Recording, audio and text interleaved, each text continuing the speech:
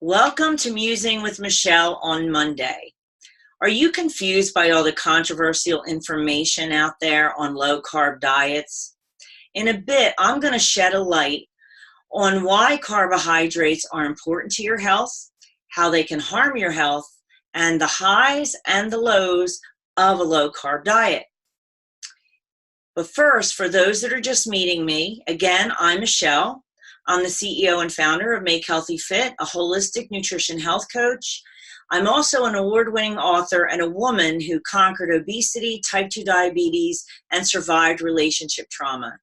Now I get the pleasure of helping other women achieve their wellness goals by assessing how all areas of their life, mind, body, and spirit, are connected.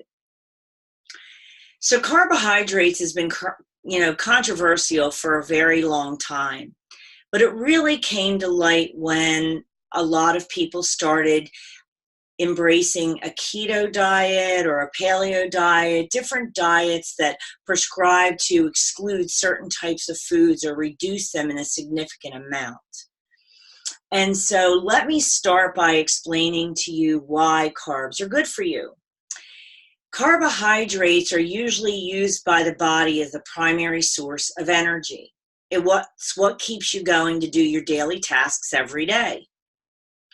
But some carbohydrates, I bet you get tired kind of easy. So we're going to talk about why that happens. The other reason the carbs are good for you is that many of them, if you're eating the right ones, have fiber in them. And fiber is important to keep the things going in your body. You need to move it out or else you're going to get constipated or something else is going to happen with your digestive system. Fiber acts like a sponge. There's two kinds of fibers, and one of them helps to pull things out of your body, and you really need to do that because your body doesn't need everything that you're eating. It takes what it needs for nourishment and it gets rid of the rest. Whatever goes in your body comes out somewhere in waste. The other reason that it's important is that it actually helps to support maintaining your muscle mass. And I'll explain how it does that in a minute. So how carbohydrates hurt your body is really two ways. We eat too many and we eat not the right ones. So there really is a thing of good and bad carbs. So, I could start this by having, a little cry, because when I was told the pizza wasn't a health food, I didn't believe it. I really believe it's still a food group because I love pizza. But the bottom line is, even foods that aren't good for us sometimes, it's okay to eat them in moderation, but the problem is we eat too many. And so good carbohydrates are those that give your body nourishment. It could be a fruit that's giving you antioxidants, or it could be a grain that gives you fiber. And so here's an example of a good carbohydrate, which is oats. Okay, and you can even see there's a little symbol on here. It's a whole grain symbol, which means that it's got some level of fiber in it. And in this particular one, for a serving, it has 4 grams of fiber, which is about 13% of your day. And so there are good carbohydrates out there that are going to help your body get what it needs to flourish.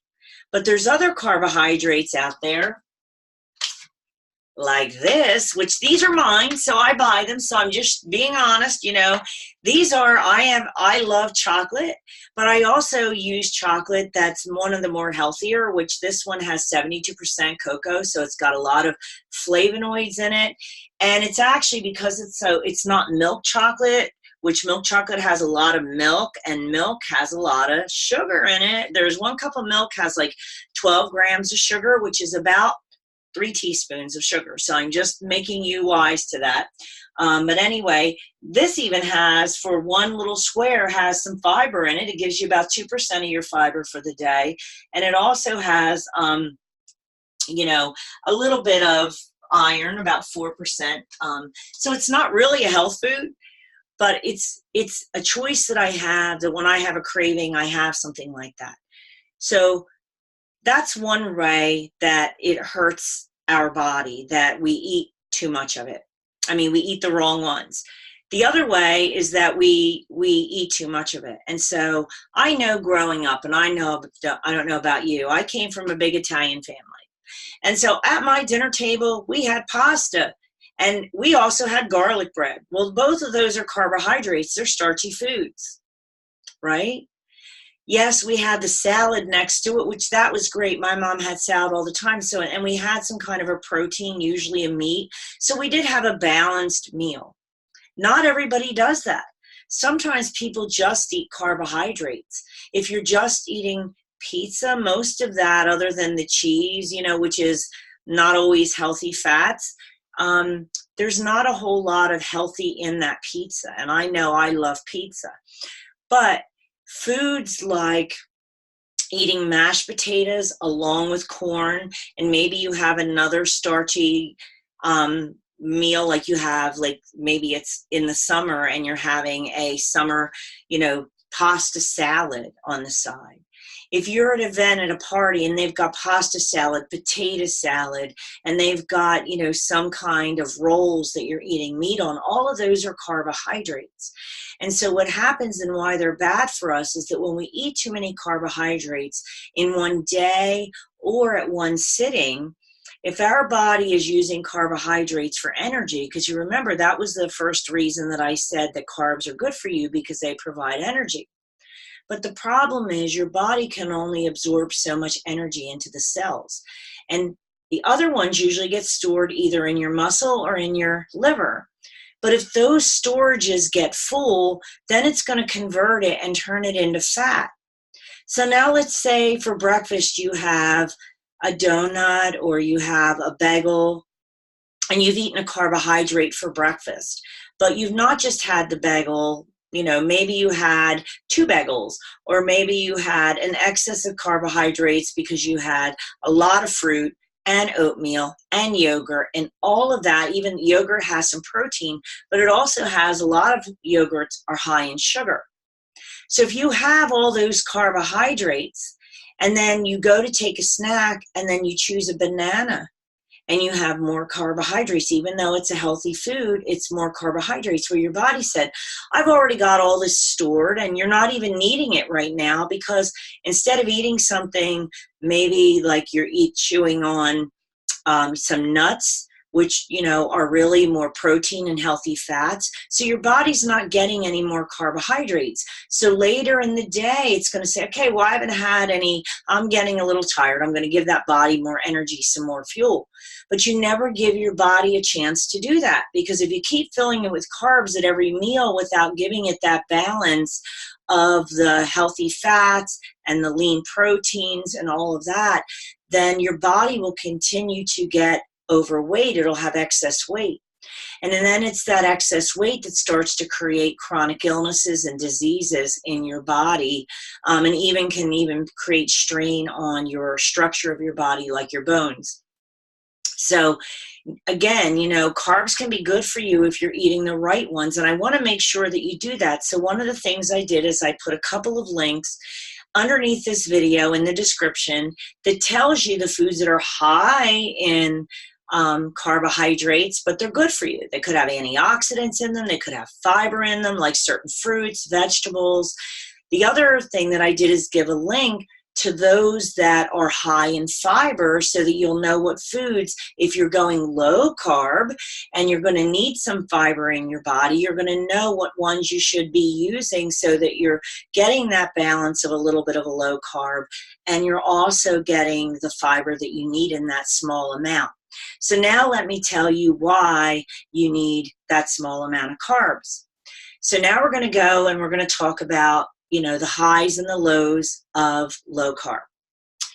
So the highs is that when you restrict your carbohydrates, you eat less of them, you tend to start pulling on other ways to burn energy. And most people are familiar with the keto diet. And what that means is when your body's no longer having enough carbohydrates to give it energy, it typically turns your muscle mass, the amino acids, it pulls it from alternative sources. And one of them is your muscles. And so what it does is it takes that and it burns some of your fat off instead of using the carbs. And that's why people typically get some better results. So that is the high that people see, some weight loss and sustained weight loss for a while. But here's the issue. Number one, that a lot of people can't sustain giving up a food group or depriving themselves of certain foods for an extended period of time. And because of that, in this country, there hasn't been enough research done to know really what the long-term effects are of drastically cutting out carbs, but not just the bad carbs. People are really cutting out a lot of the good carbs that they need for fiber, to move things through their body. And that's one of the main concerns, that if you're cutting out a lot of carbs, if you're cutting out the good ones, you may be missing something. Plus, your brain has so many demands that your body needs to have 1/3 of all of its energy come from carbs. And the reason for that is carbohydrates turn into glucose and not ketones, which is what they're burning when you're burning your fat. So it needs at least 1/3 of that glucose in order to function properly. And this is evidence-based information. It's not just information that I'm sharing with you. It's information that you can look up at yourself on evidence-based sites like Healthline and things like that.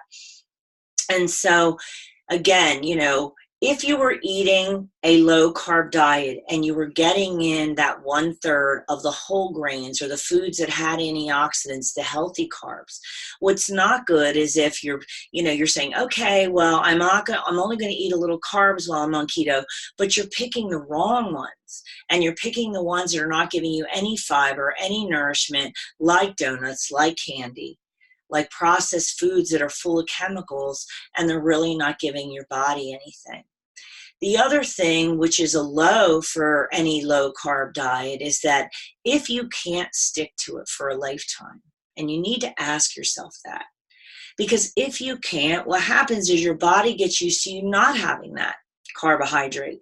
And the minute you go off what you're considering a diet, that's your lifestyle, keto, you decide, or some other low carb, diet plan that's out there, you start putting those foods back in your body. Now your body's afraid it's not going to get enough of them, and they tend to store it. So it clings onto that fat, and people tend to lose weight, gain more weight back than they ever did before by eating carbohydrates. So, I'm not here to ever tell anybody what type of foods that, or I want to say, I mentioned this before, I don't believe that dieting is an action word. We don't diet. Diet is the food choices that we make, whether vegan, vegetarian, and all of that. And each one of us has different values, different likes, different dislikes, and everybody's different. Our body type's different. So sometimes some people crave more protein, sometimes people, crave more grains, whatever that is.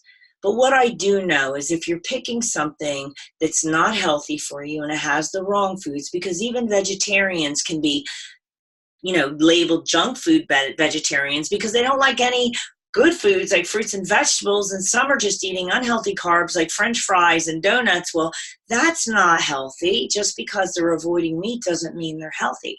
And it's no different with you. You have to decide, what is a lifestyle where I can do a balance of having foods like this, maybe some whole grains like quinoa, oats, buckwheat, anything that is really helping your body. Oops, I grabbed the wrong thing. And, in moderation, things like candy and cake at parties and some ice cream in the summer. Those things are not off limits when you're living a lifestyle that's balanced and you're eating foods in the right proportion. So, my advice is to really ask yourself and be honest with yourself and say, if I'm going to give up a lot of carbohydrates, am I going to be able to do this for the rest of my life? Or is this just another fad diet I'm doing? Or can I really do this? And ask yourself one other question.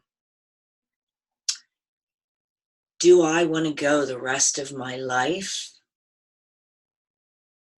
always searching out there in the media to tell me what's right or wrong?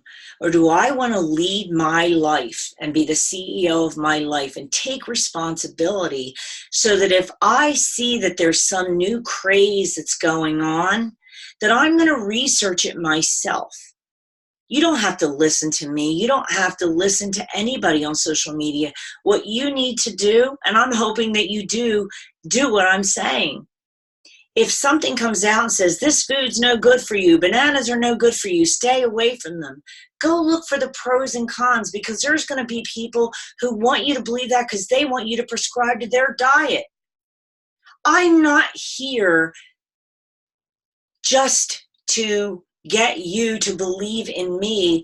I am here for you to get you to understand that everybody has a motive. Somebody's going to tell you that it's okay to give you this little prepared food in this little thing, and that way you've got your portion sizes and it's easy for you, and that's great. There's nothing wrong with that. But ask yourself, can I afford for somebody to prepare my meals the rest of my life? Or do I need to learn what do they have in them that's really helping me so that I'll know how to do that in the future? We all have to take responsibility for our health. It is no different than how you take responsibility for your hygiene. Do you brush your teeth in the morning? Do you take a bath? Do you wash your hair? All of those things that we do in our life that become routine, but yet we don't always create these routines in our life, that when we hear something or somebody tells us something, that we go in and do our own research on it. And there are evidence-based, sites out there on, on the internet, if you will. But sometimes take a look at some functional medicine doctors, because there's some that are going to show the greatness about it, and there's others that are going to say the pros. And depending upon what's going on in your life, you may have a condition like a heart condition that might be good for somebody else, but it's not good for you. There is no one way for everybody. If I could really get that message to people, it really depends on what is happening in your life. And I'm going to just give you an example from me before I say goodbye so that you'll understand.